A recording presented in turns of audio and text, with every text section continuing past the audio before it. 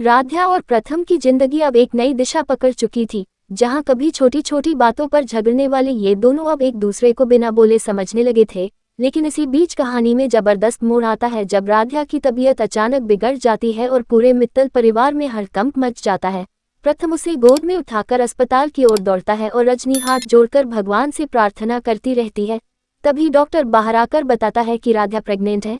ये सुनकर पूरा परिवार खुशी से रोने लगता है।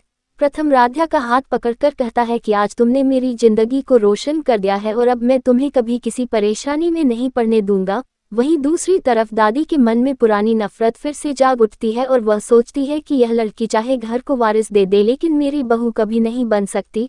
आने वाले महीनों में प्रथम राध्या का ऐसा ख्याल रखता है कि परिवार के हर सदस्य को लगता है कि प्रथम अब पहले वाला गुस्सैल और कठोर लड़का नहीं रहा बल्कि एक जिम्मेदार पति बन चुका है।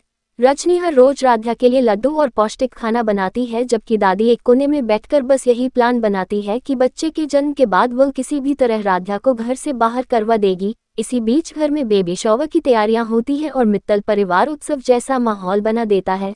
लेकिन दादी अपनी पुरानी सोच के साथ राध्या को ताने मारने से बाज नहीं आती। फिर भी राध्या अपनी शांत और विनम्र स्वभाव से सबका दिल जीत लेती है।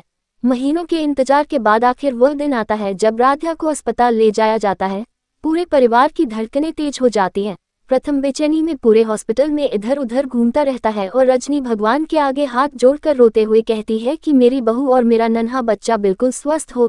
तभी डॉक्टर बाहर आकर बताता है कि राध्या और बच्चा दोनों सुरक्षित है और उसने एक प्यारे से बेटे को जन्म दिया है। जैसे ही यह खबर सुनाई देती है पूरा मित्तल परिवार खुशी से फूट पड़ता है। प्रथम तेज कदमों से अंदर दौड़ता है, अपने बेटे को गोद में उठाता है और उसकी आंखों से खुशी के आंसू रुकते ही नहीं। वह राध्या को देखकर कहता है कि तुमने मेरी जिंदगी को पूरी तरह बदल दिया, मैं तुमसे कभी दूर नहीं जाऊंगा। वहीं रजनी खुशी से फूली नहीं समाती और नन्हे बच्चे को देखकर कहती है कि यह घर का चिराग है। लेकिन सबसे बड़ा चमत्कार तब होता है जब दादी, जो अब तक राध्या से नफरत करती आई थी, पहली बार उस नन्हे पोते को अपनी गोद में लेती है और बच्चा जैसे ही दादी की उंगली पकड़ता है, दादी का पत्थर जैसा दिल भी पिघल जाता है।